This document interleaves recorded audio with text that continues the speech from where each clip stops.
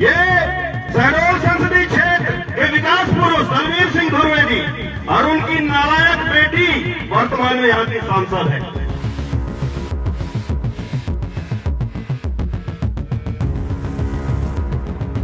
मैं इस मंच के माध्यम से खुलेआम भारतीय जनता पार्टी के नेताओं को बताना चाहूंगा कि तुम्हारी सांसद नालायक है।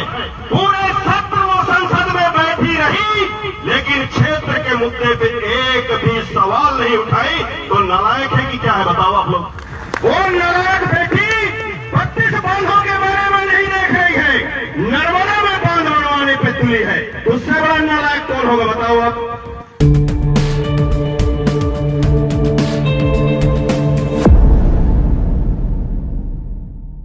और कर्मभूमि मां नर्मदा का उद्गल स्थल, ये पुष्पराजगढ़ की पावन माटी को मस्तक पे लगाते हुए परम शक्ति फणा बहन को नतमस्तक सेवा जोहार करता हूँ। आप सभी लोग जो इस देश के भाग्य विधाता हो, अन्नदाता हो, अपने तकदीर के मालिक आप लोग हो, अपनी किस्मत को लिखने वाले आप लोग, हर गुणवाला को बनाने वाले भी आप लोग हो। आप सभी लोगों के चरणों में अनिल धुर्वे का नतमस्तक सेवा जोहार पहुंचे। साथ ही आज के इस कार्यक्रम में शांति व्यवस्था प्रदान कर रहे मध्य प्रदेश पुलिस के जवान, आप लोगों को भी इस मंच के माध्यम से हार्दिक हार्दिक वंदन अभिनंदन पहुंचे।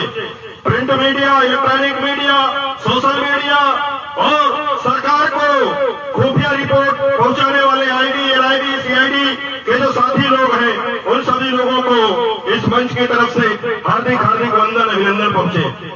साथियों, मेरा आप लोगों से एक सवाल है कि अगर कोई बच्चा साल भर पढ़ाई करे और परीक्षा में फेल हो जाए तो उसको लायक कहेंगे कि नालायक कहेंगे, बताइए। वो लायक है कि नालायक है?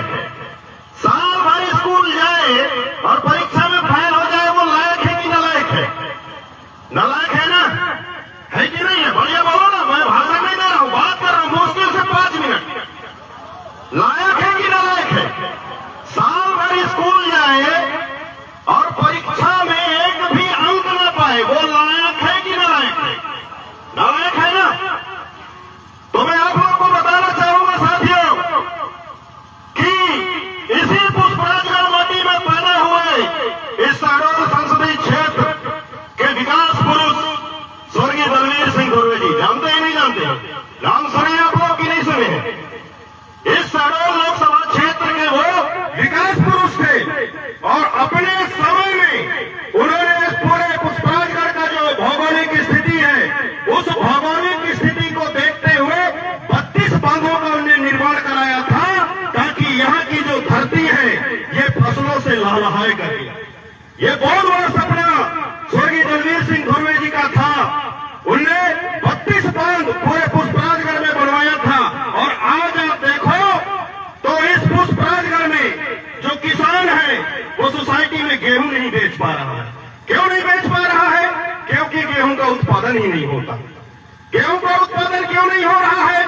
क्योंकि जो 32 बांध बने थे, उन बांधों का नहर का कार्य अगर पूरा हो गया होता तो खेत खेत तक पानी पहुंच गया होता, और खेत खेत तक, गांव गांव तक अगर पानी पहुंच गया होता तो हमारे जो बच्चे हैं ये रोजी रोटी रोजगार के लिए बाहर पलायन नहीं कर रहे होते। सही है कि गलत है? नालायक है कि नहीं है?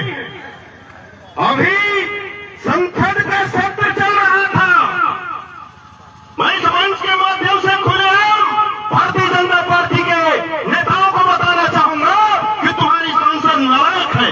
पूरे सत्र वो संसद में बैठी रही, लेकिन क्षेत्र के मुद्दे पे एक भी सवाल नहीं उठाई। तो नालायक है कि क्या है, बताओ आप लोग।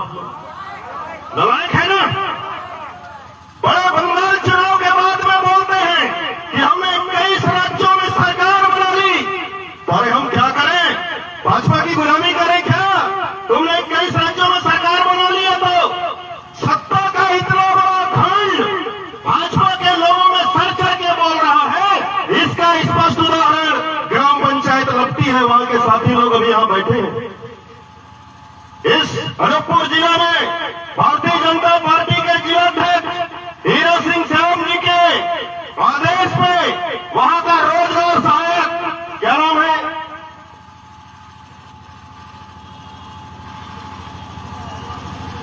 केदार बंजारा, वहां के आदिवासियों की ऐसी की तैसी करके रख दिया है साथियों। किसके इशारे पे? भारतीय जनता पार्टी के जिलाध्यक्ष हीरा सिंह श्याम के इशारे पे बोलते हैं कि हमने 21 राज्यों में सरकार बना ली। अरे भाईमानो, इसी देश के बगल में लगा हुआ है बांग्लादेश, 90% वोट लेकर आई थी वहां की शेख हसीना। जनता जब खुदा के फेंकी है ना, तो मोदी जी इसको शरण दिए थे।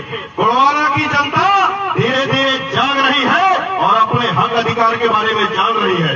साथियों, दादा मरकाम का जो गुड़वाना आंदोलन है, ये खाली विधायक सांसद बनने का आंदोलन नहीं है।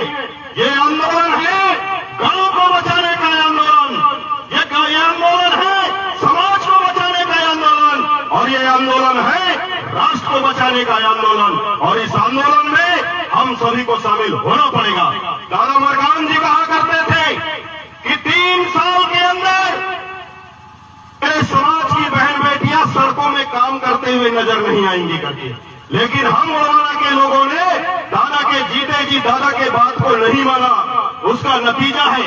लेकिन आज वर्तमान समय में गुड़वाना गणतंत्र पार्टी के राष्ट्रीय अध्यक्ष परम सम्मानित तुलेश्वर सिंह मरकाम जी ने कहा है कि गुड़वाना के एक एक कार्यकर्ता को हम 5 साल के अंदर करोड़पति बना देंगे, चाहे सरकार हमारी रहे या ना रहे। उन्होंने जो विजन रखा है और स्पष्ट उन्होंने कहा है कि 5 साल के अंदर गुड़वाना गणतंत्र पार्टी का कार्यकर्ता और गुड़वाना आंदोलन से जुड़ा हुआ प्रत्येक व्यक्ति दादा मरकाम जी का जो जीरो बजट एग्रीकल्चर, उनकी जो कार्य योजना रही, GS7 जो दादा का कार्य योजना रहा, इसके ऊपर काम करके हम गुड़वाना गणतंत्र पार्टी के प्रत्येक कार्यकर्ता को, प्रत्येक समर्थक को जो गुड़वाना गणतंत्र पार्टी की बात को मानेगा, 5 साल के अंदर उसको हम करोड़पति बना देंगे। ये तुलेश्वर सिंह मरकाम जी का सपना है और उन्होंने ये संकल्प भी लिया है। साथियों, बातें तो बहुत ज्यादा है।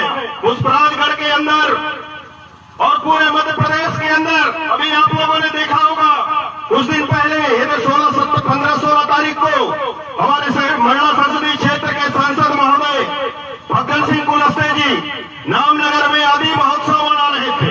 वहां वो आदि महोत्सव मना रहे थे और मंडला कोतवाली में 4 आदिवासियों की धुनाई हो रही थी। कौन कर रहा था? पुलिस वाले कर रहे थे।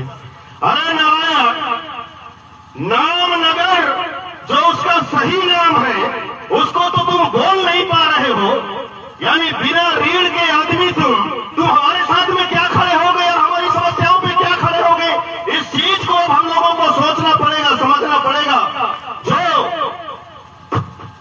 इस शहडोल संसदीय क्षेत्र के विकास पुरुष दलवीर सिंह धुर्वे जी रही, उनकी लड़की नालायक बेटी, ये बिना रीढ़ के लोग हैं। अगर इनके अंदर रीढ़ होता तो जो शोभापुर पर नर्मदा बांध बन रहा है वो कभी नहीं बन पाता। साथियों, जो खुद अपने गांव, जो अपने पुरखा, जिसके पुरखा ग्राम कोयलारी में रहे, वो गांव तक डूब में आने वाला है, वो गांव तक डूब जाएगा, वो आपके और हमारे हक अधिकार के लिए क्या लड़ेगी बताइए।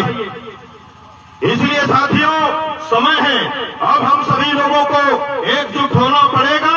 चाहे हम सांस्कृतिक रूप से, धार्मिक रूप से, राजनीतिक रूप से एकजुट होकर के, और कभी यहाँ पे हमारे पुरखों का राजपाट था तो अब हमें पुनः राजपाट की कमान अपने हाथ में लेना पड़ेगा। साथियों, हमारे भविष्य का हमारी जो तकदीर है, उस तकदीर को आपको और हमको खुद को लिखना पड़ेगा। कोई दूसरा यहाँ पे लिखने वाला नहीं है। क्यों मैं इस शब्द को बोल रहा हूँ? अभी कुछ दिन पहले अमरकंटक में अमरकंटक विकास प्राधिकरण बन रहा है। अमरकंटक विकास प्राधिकरण, उसका अध्यक्ष कहां से? शहडोल से। अमरकंटक का विकास होना है, अमरकंटक विकास प्राधिकरण बना है और उसका अध्यक्ष कहां से रहेगा? शहडोल से। वो शहडोल से बैठ के अमरकंटक का विकास करेंगे बताइए। क्या भारतीय जनता पार्टी के पास में यहाँ अनूपपुर जिला को मैं कहता हूँ अमरकंटक में ना होंगे ना सही, पुष्पराजगढ़ में भी ना सही, क्या अमरकंटक पूरे अनूपपुर जिला के अंदर कोई ऐसा नेता नहीं है जो अमरकंटक विकास प्राधिकरण का अध्यक्ष बन सके, अमरकंटक के विकास के बारे में खाता खींच सके? क्या नहीं है साथियों। लेकिन वो लोग यहाँ जो पुष्पराजगढ़ के लोग हैं, जो आदिवासी बहुल क्षेत्र के लोग हैं, इन लोगों को बताना चाहते हैं कि हम जैसा तुम्हारे ऊपर थोपेंगे तुमको स्वीकार करना पड़ेगा। ये वहां से दिखाना चाहते हैं साथियों। बातें बहुत ज्यादा हैं, मैं अपने विचारों को यहीं पे विराम दूंगा ताकि आपको हमारे आज के कार्यक्रम के जो मुख्य अतिथि भोपाल से चलकर आए हैं, डिंडौरी से चलकर आए हैं, शहडोल से चलकर आए हैं, उनकी बातों को सुन सके। मैं पुनः आप सभी लोगों के चरणों में अनिल धुर्वे का नतमस्तक सेवा जोहार पहुंचे।